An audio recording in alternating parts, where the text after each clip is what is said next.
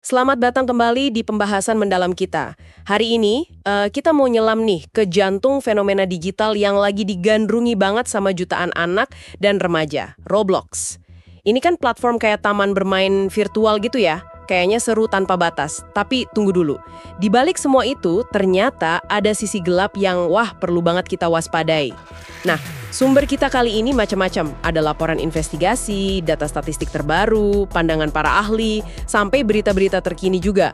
Misi kita bareng Anda, kita mau bongkar skala raksasa Roblox ini, ya kan? Terus pahami resiko nyata di dalamnya, mulai dari candu yang bisa menjerat sampai ancaman predator yang ngintai, dan lihat juga gimana dunia, termasuk Indonesia, mulai bereaksi nih.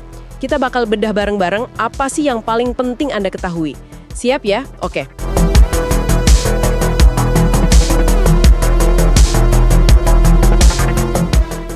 Kita mulai dari angka-angka yang jujur aja bikin geleng kepala. Pengguna aktif harian global Roblox itu meroket. Gila banget naiknya dari sekitar 79,5 juta dolar di kuartal 2 2024. Setahun kemudian di kuartal 2 2025 udah jadi 111,8 juta dolar. Dan siapa aja penggunanya? Mayoritas itu anak usia 9 sampai 15 tahun. Malah 40% itu di bawah 13 tahun. Jadi ini bukan sekedar game biasa ya, udah kayak metaverse anak terbesar di dunia lah. Tiap pengguna baru ini kan berarti potensi interaksi baru yang harus diawasi. Skala tantangannya jadi nambah terus secara eksponensial. Duitnya, jangan salah loh, Roblox ini mesin ekonomi yang luar biasa kuat. Para kreator konten di dalamnya, atau biasa disebut developer, itu kalau digabung, penghasilan mereka bisa lebih dari 1 miliar dolar AS. Itu cuma dalam setahun, dari Maret 2024 ke Maret 2025. Lewat program bagi hasil mereka, namanya DevX. Semuanya itu muter di mata uang virtual mereka, Robux. Nah, disinilah kaitannya. Kesuksesan finansial yang bergantung banget sama konten buatan pengguna, atau User Generated Content, UGC, ini ya langsung nyambung sama tantangan moderasi yang super berat. Makin banyak konten dan interaksi yang bisa hasilin uang, ya makin susah dan mahal juga buat jagain supaya tetap aman, gitu. Nah, itu dia intinya kan. Di satu sisi, ini platform kaya raya yang terus dorong kreator bikin konten baru, diiming-imingi uang. Di sisi lain, interaksi di dalamnya itu padat banget. Kabarnya nih ya, ada lebih dari 50.000 pesan chat tiap detik. Bisa Anda bayangin gak sih, rumit dan mahalnya menjaga keamanan di tengah lautan percakapan kayak gitu? Ini bener-bener nunjukin kontradiksi penting. Yang menarik di sini adalah, gini, bagaimana model bisnis yang sengaja ngejar volume dan kecepatan konten demi profit ini, diduga kuat malah tabrakan langsung sama kebutuhan mendesak soal keamanan anak. Ada argumen hukum yang kuat sekarang ini, yang nuduh kalau perusahaan mungkin ya secara sadar, lebih milih pertumbuhan dan profit dari UGC daripada investasi penuh buat keselamatan penggunanya. Padahal mayoritas kan anak-anak. Tuduhan inilah yang jadi dasar gugatan hukum sekarang, yang fokusnya ke apa yang disebut cacat desain platform. Jadi ini bukan sekedar soal, ada konten jelek lolos moderasi sesekali, bukan itu. Tapi ini nunjuk ke masalah fundamental dalam cara platform ini dibangun dan beroperasi, yang secara inheren dianggap berbahaya gitu.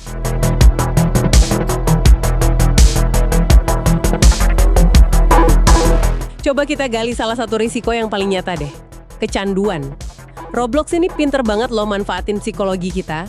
Dengan model sandbox yang bebas berkreasi itu, dan roleplay, ditambah lagi aliran konten baru dari pengguna lain yang kayak nggak ada habisnya, platform ini memang dirancang bikin kita balik lagi.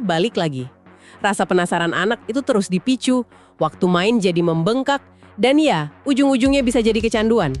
Dampaknya, studi udah banyak banget nunjukin, bisa ganggu kesehatan fisik, mental, nilai sekolah, sampai kemampuan sosialisasi anak.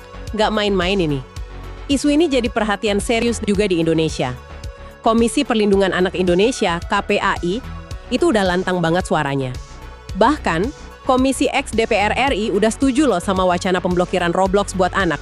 Alasannya, ya karena laporan soal gampangnya akses ke konten pornografi dan kekerasan. Dan ini nih bagian yang sangat menarik.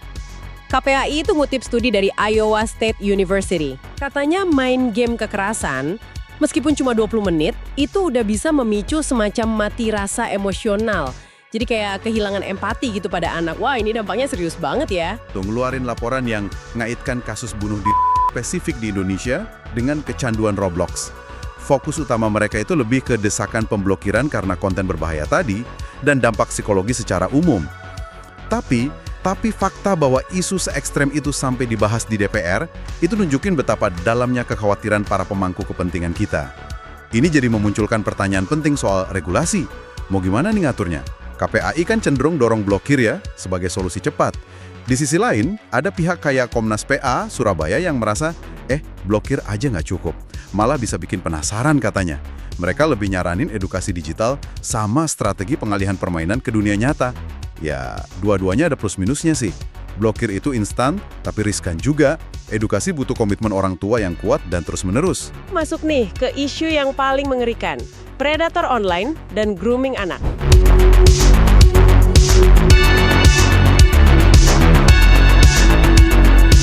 Ada laporan investigasi dari Hindenburg Research tahun 2024. Mereka sampai ngasih label keras banget buat Roblox. Neraka pedofil berperingkat X. Wah, ini tuduhan yang luar biasa keras. Intinya, mereka nuduh kalau fitur sosial di Roblox itu justru memudahkan predator buat nargetin anak-anak secara efisien. Platformnya dibilang dipenuhi konten seksual eksplisit, ujaran kebencian, sama grooming. Grooming itu kan proses manipulasi ya, buat tujuan pelecehan. Dan ini katanya terjadi secara sistematis. Gimana sih cara kerja predator ini? Mereka ini lihai banget manfaatin fitur-fitur yang kelihatannya normal aja. Misalnya game roleplay yang temanya keluarga atau sekolah. Itu bisa jadi pintu masuknya. Terus kustomisasi avatar dipakai buat bangun kedekatan palsu. Dalam roleplay yang intens, batas antara main-main sama kenyataan bisa jadi kabur. Skenario kayak bermain rumah misalnya, bisa dipakai secara halus buat bikin anak nyaman sama interaksi yang nggak pantas. Taktik kuncinya sering banget pakai Robux sebagai umpan, jadi ngasih hadiah mata uang virtual buat dapetin kepercayaan. Nah, ini kemudian bisa berubah jadi pemerasan, minta foto atau video tak senonoh sebagai gantinya. Yang lebih bikin khawatir lagi, ada tuduhan dalam gugatan hukum kalau Roblox diduga ngambil potongan dari transaksi Robux ini. Artinya, secara nggak langsung bisa dapat untung dari proses grooming itu. Begitu Kyle terpasang di chat Roblox, predator biasanya ngajak korban pindah ke platform lain kayak Discord atau Snapchat yang moderasinya lebih longgar. Nah, di sana, tanpa filter seketat Roblox, eksploitasi lewat suara, video, atau teks bisa makin parah dan korban makin terisolasi. Jadi, titik rawannya itu jelas ya. Pertama, ambiguitas dalam fitur roleplay yang disalahgunakan. Kedua, ekonomi Robux yang jadi alat manipulasi. Ketiga, kurangnya kontrol waktu percakapan pindah platform. Dan yang paling dasar nih, sistem verifikasi usia yang, ya ampun, gampang banget diakali. Semua ini saling terkait dan balik lagi ke tuduhan cacat desain tadi, bahwa Roblox bukan cuma gagal mencegah, tapi dituduh secara aktif memfasilitasi eksploitasi ini lewat fitur-fiturnya sendiri. Dan ini bukan sekedar teori loh, kasusnya nyata. Di Indonesia aja, Polda Kaltim pernah nangkap predator asal Balikpapan yang merasa remaja di Swedia. Kenalannya ya lewat Roblox. Di luar negeri juga ada. Kasus Arnold Castillo, dia ini developer game populer di Roblox. Dia pakai persona online-nya buat grooming. Januari 2025 kemarin, dia nekat nemuin korbannya di negara bagian lain, ujung-ujungnya percobaan pemerkosaan. Ini bukti nyata bahaya dunia maya bisa meluber ke dunia nyata. Serem banget. Tahun 2025 ini kayaknya jadi momen penting nih secara hukum. Ada lonjakan gugatan hukum massal dari keluarga korban pelecehan seksual anak yang akarnya dari interaksi di Roblox. Bahkan ada upaya buat nyatuin kasus-kasus ini jadi satu gugatan federal besar di Amerika Serikat, namanya Multi-District Litigation atau MDL. Semacam gugatan gabungan gitulah untuk kasus serupa. Gugatan ini datang dari macam-macam tempat, nargetin Roblox, kadang Discord juga kena. Di Kanada juga muncul usulan class action yang nuduh desain Roblox itu sendiri adiktif dan merugikan. Inti dari semua tuntutan ini adalah konsep product liability atau tanggung jawab produk. Artinya gini, platform Roblox itu sendiri dianggap sebagai produk yang punya cacat desain mendasar. Dan cacat itu berbahaya saat produknya dipakai sesuai tujuannya. Dalam hal ini oleh anak-anak. Ada 5 titik lemah utama yang jadi sorotan dalam gugatan ini. Pertama, verifikasi usia yang payah banget. Mudah dibohongi, Dan ini potensi melanggar KOPA, itu Undang-Undang Privasi Anak Online di AS. Kedua, moderasi chat dan pesan langsung yang buruk, jadi tempat subur buat grooming. Ketiga, Roblox dituduh ngebiarin adanya kondo games. Itu game buatan pengguna isinya konten seksual eksplisit. Keempat, ya seperti yang kita bahas tadi, memfasilitasi perpindahan anak ke platform lain yang nggak aman. Dan kelima, potensi Roblox ngambil untung dari transaksi Robux yang dipakai buat grooming. Kalau gugatan ini berhasil, wah, dampaknya bisa besar banget. Pengadilan bisa maksa Roblox buat ngerombak total platformnya dengan prinsip safety by design. Keselamatan jadi standar utama, bukan fitur tambahan. Tuntutan kompensasinya juga tinggi loh, bisa jutaan dolar per korban. Ini mencerminkan betapa dalamnya trauma yang dialami para korban.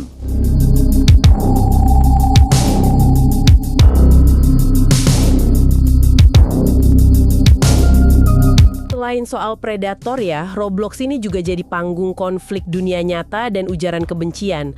Lagi-lagi karena sifatnya yang sangat bergantung sama konten buatan pengguna atau UGC. Contohnya nih, ada game namanya Palestine and Israel Hangout. Di situ pemain bisa beli senjata terus saling serang gitu. Ada juga laporan dari Israel tentang avatar yang pakai bendera Palestina atau Saudi nyerang pemain Israel di dalam game. Ujaran kebencian yang umum kayak simbol swastika atau bahasa rasis juga muncul di game-game lain, misalnya spray paint. Ini bukti lagi ya, bagaimana mekanisme UGC di Roblox itu kewalahan ngadepin konten dewasa atau yang sensitif secara politik. Regulator internasional juga reaksinya keras. Beberapa negara Teluk kayak Arab Saudi dan UEA itu sampai nonaktifin sementara fitur chat suara dan teks.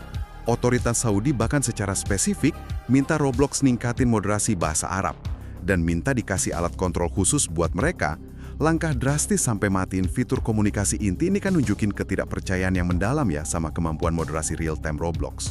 Ini menggarisbawahi kalau model UGC yang ada sekarang tuh belum siap menangani kompleksitas dunia nyata yang tumpah ke dunia maya.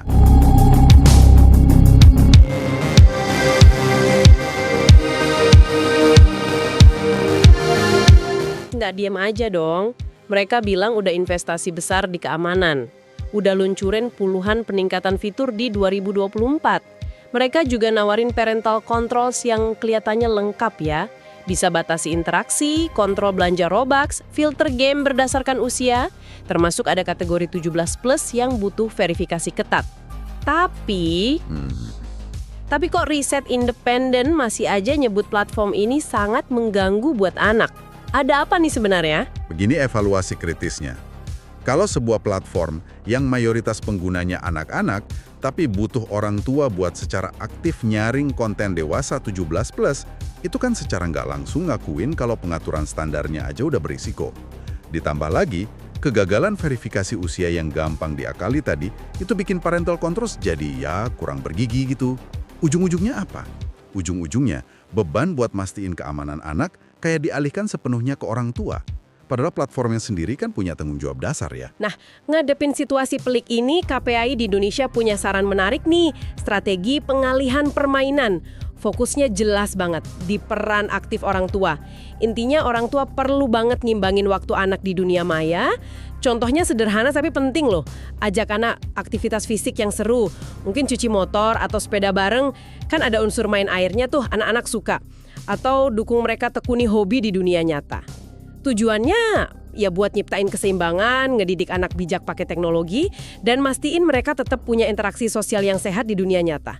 Penting banget itu.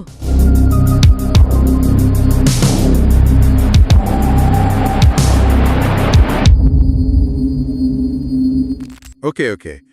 Mari kita rangkum ya pembahasan mendalam kita kali ini. Roblox ini jelas fenomena. Sukses luar biasa secara finansial, ngejangkau jutaan anak. Tapi di balik itu, ada tuduhan serius kalau mereka gagal ngelindungin pengguna, intinya dari bahaya besar, mulai dari kecanduan, predator, sampai kebencian.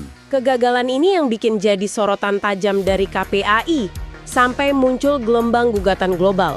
Jadi, apa artinya semua ini?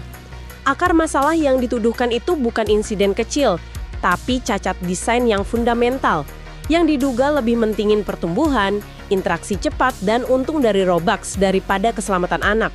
terutama di fitur chat sama verifikasi usia itu. Iya, ini menegaskan perlunya akuntabilitas yang lebih dari sekedar kontrol opsional yang bisa diaktifin atau enggak sama orang tua. Tekanan dari regulator, kayak tindakan negara teluk tadi, dan potensi kewajiban hukum dari gugatan product liability itu bisa jadi pendorong kuat, supaya perusahaan benar-benar nerapin safety by design secara menyeluruh. Jadi keamanan itu fondasinya, bukan cuma lapisan tambahan. Tentu saja peran orang tua dalam mendidik, mendampingi, dan mendorong keseimbangan aktivitas nyata tetap sangat penting dan ya nggak tergantikan. Sebagai penutup nih, ada satu pertanyaan buat Anda renungkan. Mengingat platform kayak gini dirancang buat bikin kita terus main dan kontennya banyak dibuat pengguna sendiri, mungkin nggak sih kita nyiptain ruang virtual yang benar-benar aman buat anak-anak tanpa ngubah drastis model bisnis intinya? Dan apa ya tanggung jawab kita bersama platform, orang tua, regulator dalam mengarungi lautan digital yang terus berubah ini?